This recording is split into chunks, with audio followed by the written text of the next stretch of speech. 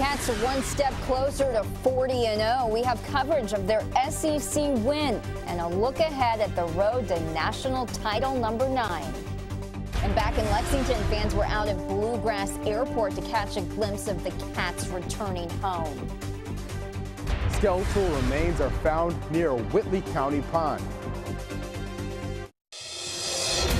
Tracking, alerting, protecting. This is WKYT News at 11.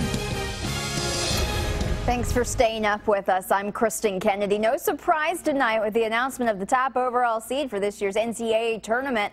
Kentucky earned that title when they locked up the SEC tournament championship today in Nashville. Lee K. Howard's here with details on UK's road to number 9. Well, you can break out the brackets and let the madness begin. Kentucky now has its path to number 9. The Wildcats open play at the Yum Center in Louisville against the winner of one of the first round games, Hampton versus Manhattan. Of course, Manhattan coached by former Wildcat Steve Masiello.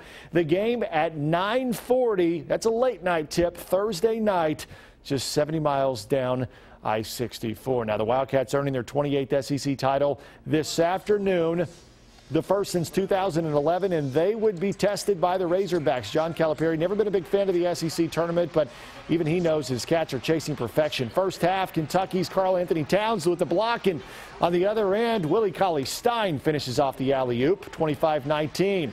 Later in the half, Aaron Harrison finds Cauley-Stein behind the Arkansas defense, and Stein knows what to do with it. 35-23, Kentucky on top. Move to the second half now. Wildcats up 13. Aaron moves to his right, knocks down the 3 from the wing. Even the guys with the face paint like it. 45-28 Cats. Later, Kentucky up by 14. Towns, the pass underneath, pump fakes, throws it down, big fella. Two-handed slam. Kentucky wins the SEC Tournament Championship. Let that confetti fall in Nashville. 78-63, Kentucky on top. The Wildcats have their conference title and their swagger. You know, it's also the greatest feeling knowing that we won. I mean, it's a great feeling. It gives us a boost of confidence, and it gives us, I guess it gives us a sense of swagger. I think because we do have the best players in the country that if we play hard, I think that it all comes together, and I think that's what, and if we play unselfishly, that's what happens when you do have all the talent and play unselfish. You know who else has swagger? Dave Buzz Baker and Brian Milam, and the three of us will break down the NCAA selection show and talk about Kentucky's path to number 9. That's coming up a little bit later in our special NCAA selection show. Kristen? So much swagger. Thanks, Lee K. Shortly after UK beat Arkansas, they hopped on a plane back to Lexington, and when the Cats landed at Bluegrass Airport, fans lined up just outside the tarmac to congratulate them. Jordan Blind spoke to fans cheering on the Cats. Call them crazy, call them Cats fans.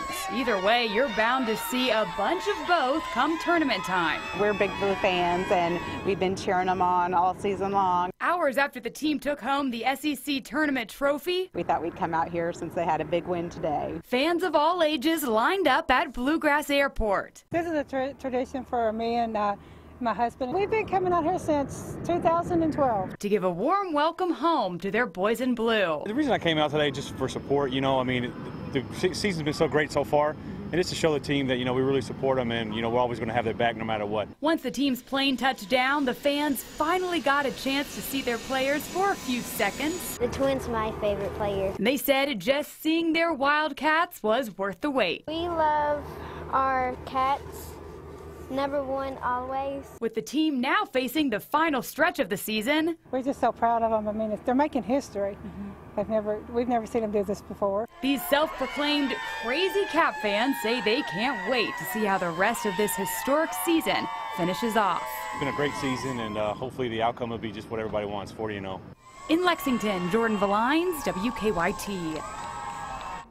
And for more UK and March Madness tournament coverage, just go to our website, WKYT.com. After a rainy start to the weekend, we're wrapping it up with beautiful clear skies tonight and a warm Monday ahead.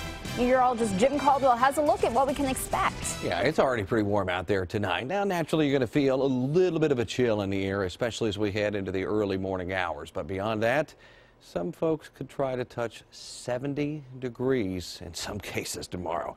What a wild March it's been. 51 degrees right now in Lexington. We're at 54 down in Richmond, so plenty of warmth still out there because our normal daytime high is 55 degrees, and we're pretty close to that tonight in Lexington.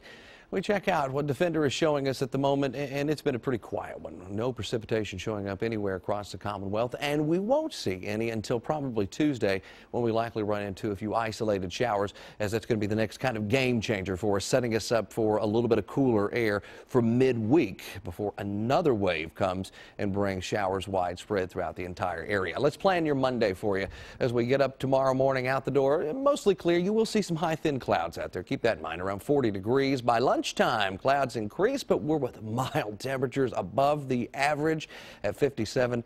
And then how about 69 degrees for a high tomorrow? It won't last, and I will track that coming up for you in just a few minutes.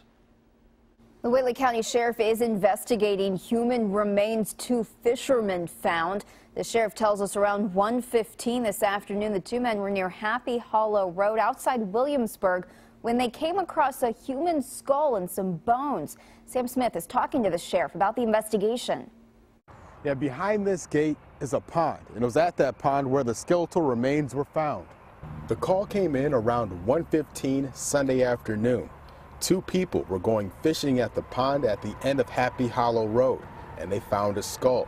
The sheriff's office, emergency management agency, and the coroner were out here. At this point, there's no identification on the remains, and no one knows how long the remains have been out here. Sheriff Colin Harrell says there are no signs of trauma, but only 15 to 20% of the remains have been collected. Nightfall ended the search Sunday evening. Other law enforcement agencies have been notified in case they have anyone that's gone missing that matches these remains. The first thing is to get them identified, and then the second phase of it will be as to what happened to this individual. Whether it's a homicide or freak accident, we don't know. I'm told county officials will be back out here when the sun comes up. In Whitley County, Sam Smith, WKYT. The state crime lab will examine the remains. State police are still investigating a deadly shooting in Bath County that happened yesterday near Owensville on White Oak Road.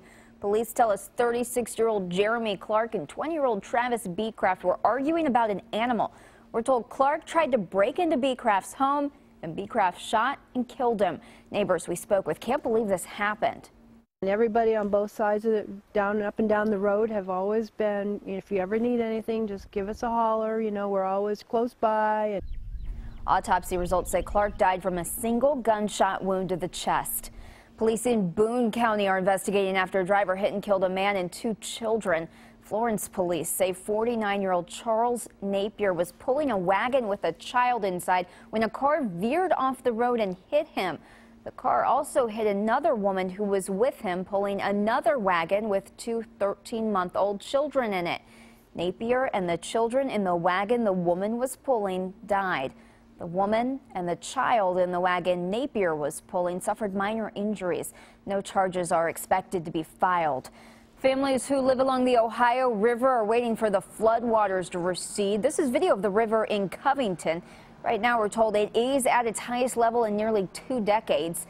The river crested at 57.7 feet, just a few feet short of the record set in 1977.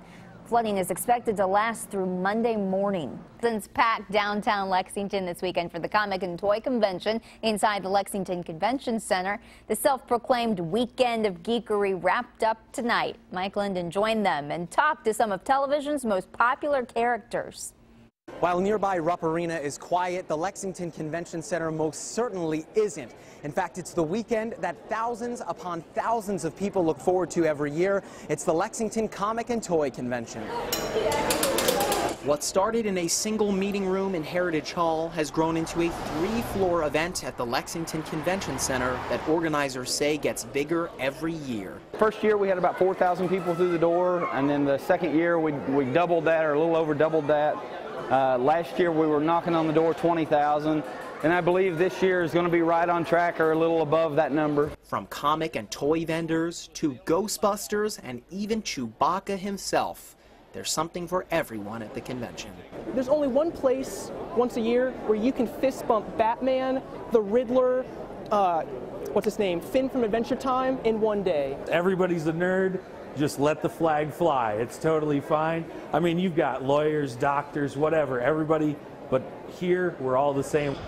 We got one! Even celebrity guests have a blast at the convention. We have this legacy of fans that kind of have grown up with us and they still want to see us, and they come and tell us amazing stories about how Power Rangers impacted their life. The people they're all so positive here, you know, and everyone wants to have a good time. Like, there's no negative energy. Everyone's here for fun. Organizers say they're already planning for next year with several surprises already in the works.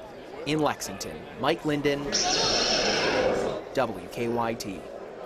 Promoter Jared Greer says next year's convention is tentatively set for Friday, March 11th through Sunday, March 13th. 2 teenagers in Louisville died Saturday when a train hit the car they were riding in. Police say around 4 p.m., 4 teenagers were driving over the train tracks near Crawford Lane. A man standing by captured video on his cell phone. We're told the train conductor was blaring his horn, but the driver didn't stop. The train hit the car, killing 2 people. 2 others in the car are critically injured. What did I just see? I mean, it took me a little bit of time to comprehend what I just saw. It was just, wow. I've never seen anything like that before. The coroner identified the victims as a 16-year-old and a 19-year-old. A 4-year-old girl shot inside a home in Louisville has died from her injuries. Louisville police say the injuries appear to have come from a self-inflicted gunshot wound. The little girl was shot Friday night in a home off Cave Run Road and later died at Corsair Children's Hospital. Tomorrow, a Central Kentucky community will honor a police officer killed in a wreck in Garrett County earlier this week. Visitation for Officer Burke Rhodes is tomorrow from 10 a.m. to 1 p.m. and again from 3 until 8. The funeral will be Tuesday at noon, followed by a graveside service at Camp Nelson National Cemetery. A Central Kentucky restaurant is trying to lend a hand to a family in need. Employees at the Papa John's in Nicholasville plan to donate 50% of tomorrow's sales to a family who lost their home in a fire. The manager says one of his employees got the idea after recognizing the name of one of the victims from the fire. That's all going to go straight to Mrs. Moore to help her kind of rebuild and restart. We're here, you know, not just as a business, but as a partner in the community. The restaurant also donated several gift cards to Nicholasville police officer Burke Rhodes' family.